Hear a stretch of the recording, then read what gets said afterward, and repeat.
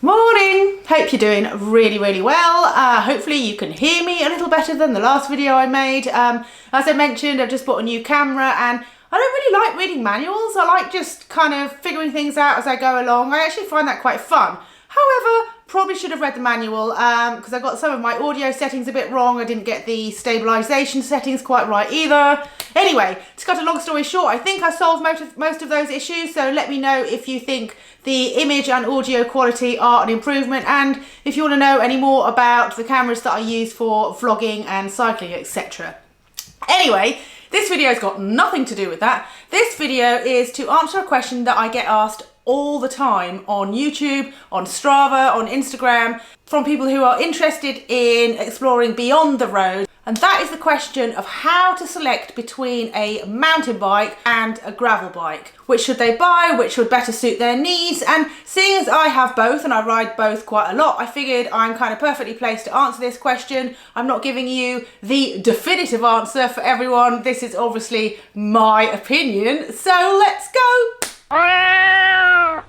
Firstly, it's probably fair to make some distinction between the gravel bike and the cross-country mountain bike. Normally when people refer to a gravel bike, what they are thinking of is a bike based around a kind of road bike geometry with drop handlebars. Now, the geometry won't be exactly the same as a road bike. You probably have a longer wheelbase for a start, and you are going to have greater clearance for wider tyres, so you can put on some nice beefy cushiony...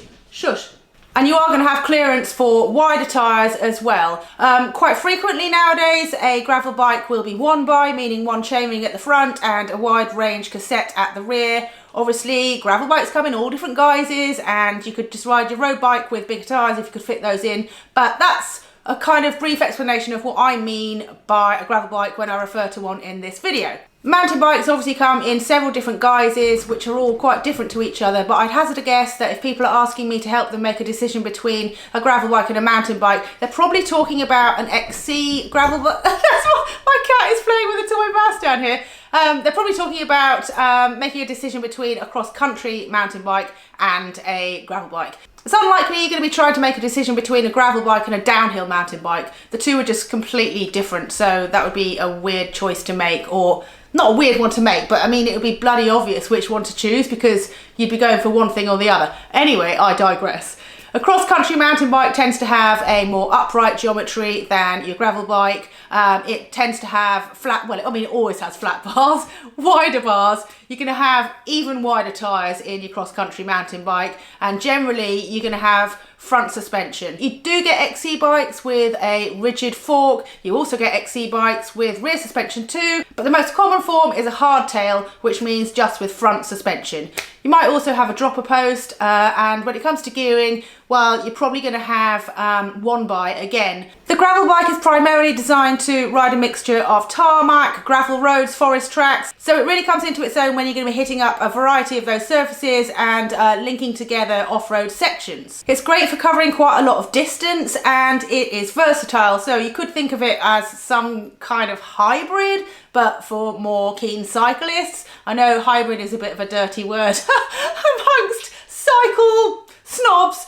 You could think of it as a kind of better hybrid, I suppose. It's comfortable, it's reliable, and it's versatile.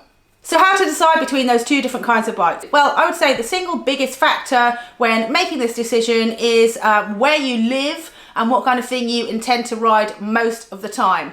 Chuck in there your personal skill level and confidence, and you know, we can hopefully come up with some way of making a decision here. Consider what percentage of your rides are going to be off-road and what percentage are going to be on-road. Will you be riding a fair distance in order to access gravel tracks, or will there be a fair amount of linking up off-road segments? Personally, I prefer to ride a gravel bike if there are longer segments of tarmac in between the off-road sections. I find the riding position on a gravel bike feels more efficient, feels faster. The hand position is also better on drop bars if you're going to be riding for long periods of time. I find that it fatigues my wrists less than riding on flat bars like that.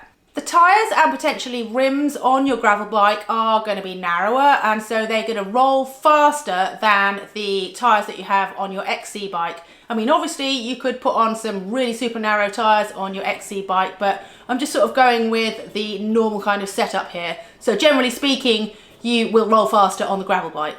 The lack of suspension on your gravel bike also means that you're going to lose less power through sag and that kind of thing, although of course you can lock out your fork on your XC bike if you have that option. The gearing on a gravel bike tends to favour road sections as well. I would say the single biggest limiting factor to riding a mountain bike on the road is going to be the gearing. You tend to just have a lighter and spinnier gear so that you can get up all the steep hills, but obviously, as I said before, that means you don't have as high a top end gear. The second thing to consider is your ability. Depending on your confidence and skill level, you could find a gravel bike slightly limiting, but depends on where you live and what the trails are like where you're riding. So ask yourself, how confident are you riding off-road? Will you be riding smooth, finely graded gravel or dirt, or are you going to be hitting up more kind of techie, mountain bikey kind of segments? And then have a think about how steep it is where you live. Novice off-roaders will find a mountain bike easier to handle on steep descents or any rocky, trickier technical segments. The body position, wider bars, wider tyres with more tread, and the suspension all help make this easier.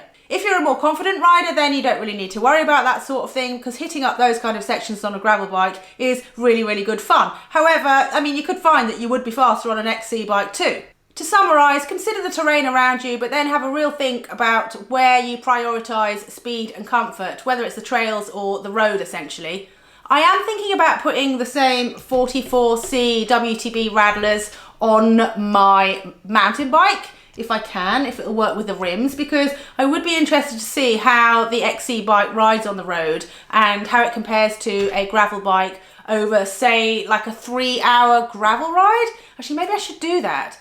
I should go and do the exact same route on this bike and on the XC bike. It's not like an exact science, because obviously there are other factors that would impact how quickly I go and how I perform.